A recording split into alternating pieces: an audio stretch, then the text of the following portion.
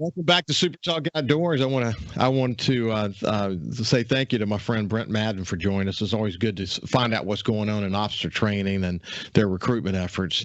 Now let's shift gears and move over to my friend Cuz Strickland from Mossy Oak, and also the host of a Fistful of Dirt podcast. How you doing, Cuz? I'm good. I was glad to hear from you this morning. You sent me a couple of pictures, made me look.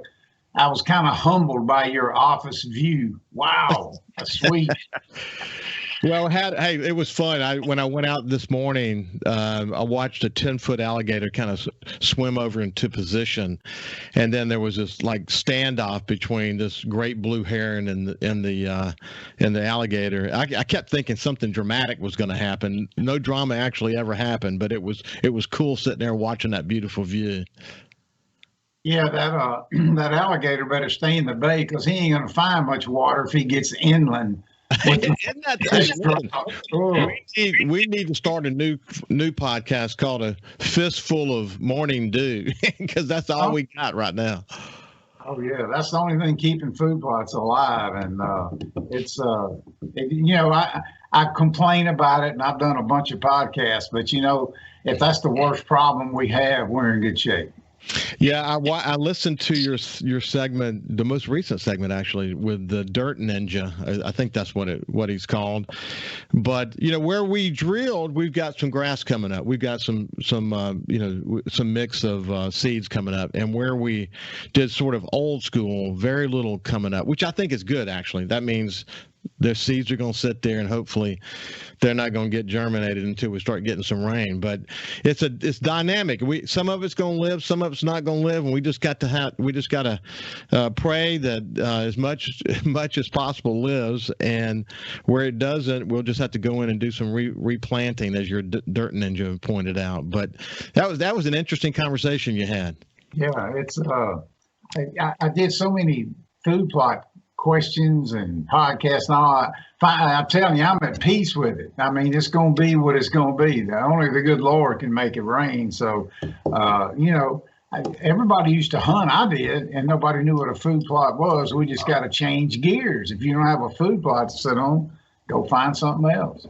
Yeah, there's no doubt.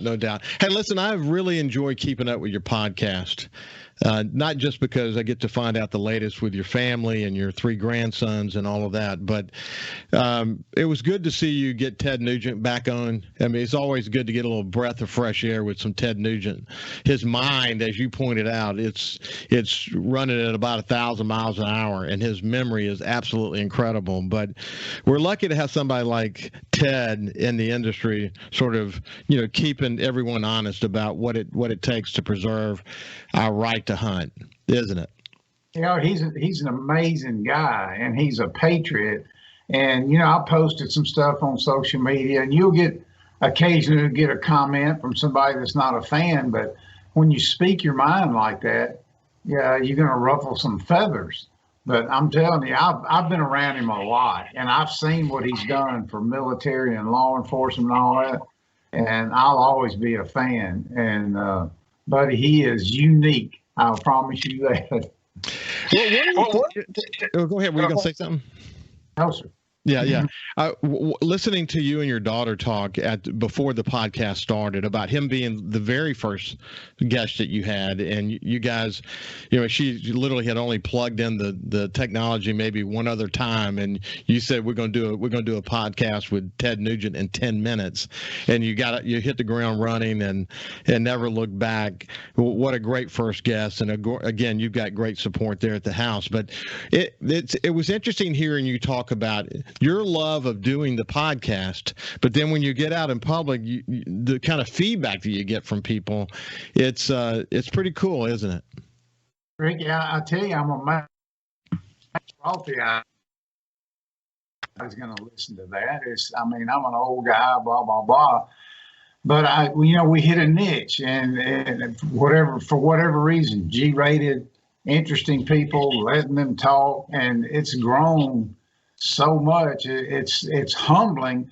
I used to go somewhere and I would hear comments about, I saw you on this TV show. I saw you dragging the deer out of the water in your underwear. Everywhere I go now, the comments are strictly about the podcast. So I'm telling you, this genre right here is just getting bigger. I don't know if it's because it's convenient or whatever, but I think people were looking for something they can listen to with their kids in the car or moms or whatever. We were lucky in our timing again, I guess. I think you're right, but my wife said something to me one day. She said that your people aren't going to remember you as the publisher of the newspapers that you were publisher. They're only going to remember you through this show, or through the show that I have on the coast. People, like a lot of people, they never even knew what Hunting the Country was, and they're listening to your podcast now, and so they're seeing sort of the new iteration of Cuz. But I feel like you do when I go out and talk to people and get and just run into people who listen to the show. That's all they really want to talk about is this guest or that guest, and I'm blown away by it. I got a note from a woman by the name of Heather Brown, and they're going to be having a wild game cook-off on Veterans Day on November the 11th up in Bay Springs. She wanted me to be a judge, and I'm like, people actually listen to the show. It's pretty neat, though. I love the opportunity we have to have conversations that inspire people about the outdoors, and that's at the end of the day, that's what we're trying to do, isn't it, Cuz? Absolutely, and you can get so much bad news everywhere. Sometimes people just need to breathe and listen to something that's not too heavy, and something will make them feel good. And nothing wrong with making people feel good. That'll start your day off right there. Hey, listen, we had a great weekend this weekend. My son Jordan had a friend of his, Cal Lavner, come up with him. They both got does with their bows, and we got a lot of work done. We put up some blinds and moved a big duck blind. It took about 10 of us to move it in a big forklift. But it's fun doing that stuff, man. I'm sore today. I have to be honest with you, I'm sore. But it looks like I think you had some success as well, didn't you? I did. I hadn't been much. I'm like you. I work, and I took the grandkids one weekend and had a little action there. And I decided to go Saturday morning, I guess. I think it was Saturday morning, and saw one deer. It was a big old doe by herself. I watched her for about 8 or 10 minutes, and she made the mistake of getting there in bow range, and I still love it. I'm still excited to do it. And sometimes I made a comment that if you don't go, you kind of lose your edge, because bow hunting is a little different. You got to have that edge. And I like to go enough to do that. And I still enjoy, hanging them up and doing the butchery and all that stuff. So, yeah, my weekend ended pretty good. It started a little tough. We're still working on firewood. You talking about being sore, man. We're putting up like 2.5 or 3 cords of firewood, so I felt like I was at football practice when I got up. I bet. We're getting old for this, but you know what? It also keeps us young, doesn't it? It does. You got to keep all those parts moving, and I don't do well sitting down. That's another reason I love podcasts. I can put this show on or whatever, hit my Bluetooth thing, and I'm driving that tractor or whatever. I'm just listening, and it's very relaxing. So, yeah, I enjoy that. Yeah, it works good. Same for me. When I get done with the show today, I'm gonna run to the gym, which is about 2 miles, and I'll work out for an hour, and then I'll walk back, and the whole time I'm listening to podcasts the whole time. That's what it's all about. Well, I tell you what, it was cool this weekend. We found this incredible transition area where we said, man, this would be a great place for a stand. And we decided to go ahead and put a 2-man millennium up there, and my son hunted it the very next morning and had success. And it's interesting. He practices a lot. He's really good with his bow.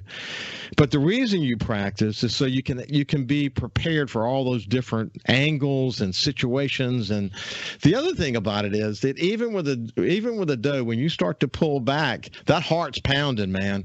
And you got to be ready. And it's that muscle memory that helps you be ready for that moment. It could have been a 14-point buck, and he couldn't have been any more excited than shooting that doe. You feel the same way, don't you? I do. I posted a picture of, when I got down, people keep up with you.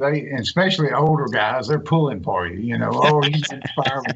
And I sent a picture of the arrow in the ground, and it looked good. So I put a picture of the deer up once I hung it up. And the first comment was, "Cuz, do you still get excited?" And I went, "You bet I do," and it doesn't matter if it's a doe or a big buck, there's so much that's got to go right. at that moment of truth. You still got to get that bow drawn back. And then I tell my grandsons, I used to have buck fever worse than anybody. I said, when you get that pin where it needs to be, I said, just count to 2. Go 1, 2. And that'll make sure you're not just doing it in a cloud. And I still have to go through that routine. I love that stuff.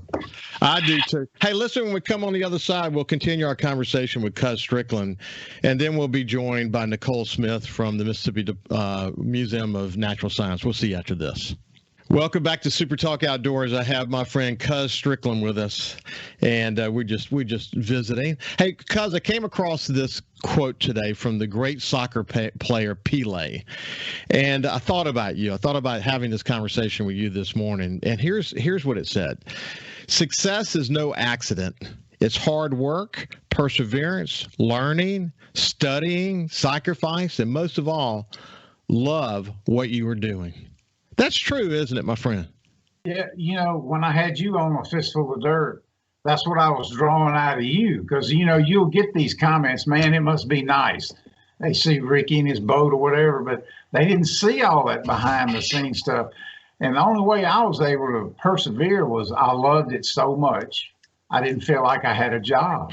Every day was just, another day. And all of a sudden you wake up and go, well, I did really well, and I felt like I worked hard. But yeah, you got to have that passion, and some people don't get it. I had Kevin Van Dam on the podcast, and I was talking to him about those comments. Oh, it must be nice, and buddy, he came up pretty hard too. But all that stuff builds character. They say what doesn't kill you will make you stronger. And that is so true. Listen, my parents used to drop me off at the Courthouse Road Pier, the pier that goes out into the Mississippi Sound, and come back and get me the next day. They trusted me to do that. I mean, and you could, I think you have this kind of relationship with your grandsons. You could probably do the same thing. I mean, you trust them to enjoy the outdoors and not go get sucked into some kind of, bad situation where they might be influenced by other people.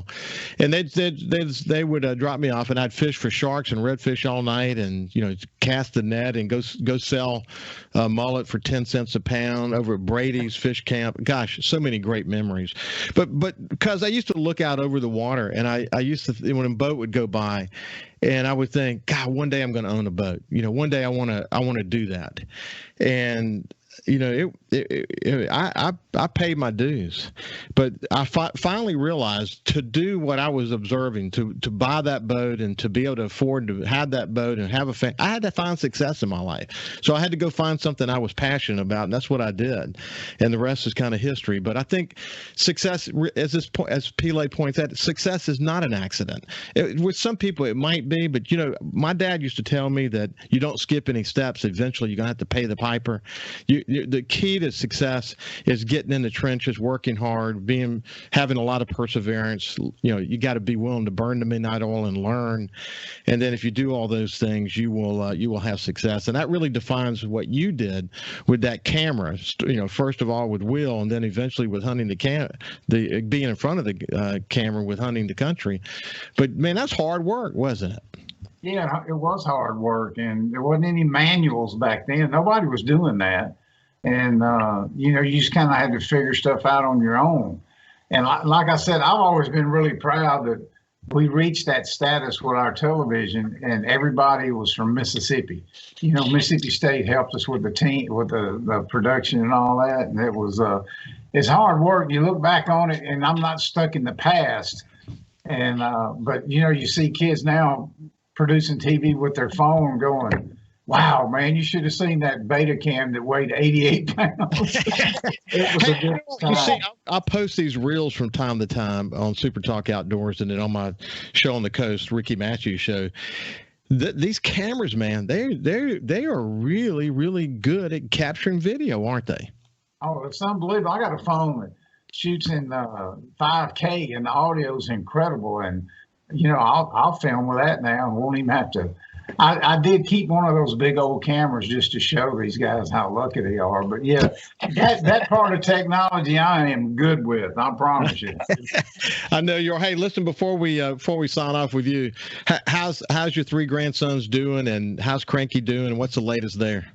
Well, everybody, Walker, he just finished some travel baseball. Matt's still playing football. Cranky finished 2 weeks ago, but I did have him to the farm for one weekend, and it was hot, east wind, which is tough. And I've been training these boys forever with their archery gear. Walker missed twice, and look, him and Matt right there shooting baseball-sized dots at 30 yards, and he was when I picked him up, his eyes were big as softballs, and he was trying to explain what happened. And he said, I think it ducked. And I said, hey, that's part of the journey, buddy. Well, that's the adrenaline train. But it was thrilling to watch how upset he got when it was time to get a shot. 2 clean misses, but priceless. Aren't you glad that you have ground that can bring all of y'all together? Oh, it's unbelievable. And I never wake up a day where I'm not grateful for that. And it's not a gigantic ranch. It's not all this, but it's big enough for us. And I tell you, the most humbling thing ever is when I get up to go and not have to ask anybody, because I spent many, many years calling. Hey, is it okay if I come out here? Or is it okay if we go fishing? Yeah, I don't take that for granted. It's a blessing. Hey, we've all been in that position, man. We've all been in that position. Believe me, I'm thankful every day for the ground I have access to. Cuz Strickland from Mossy Oak, it's been a pleasure to catch up with you, my friend. Thank you, Ricky. I'm always here. Glad to hear from you. You too, my friend. You too.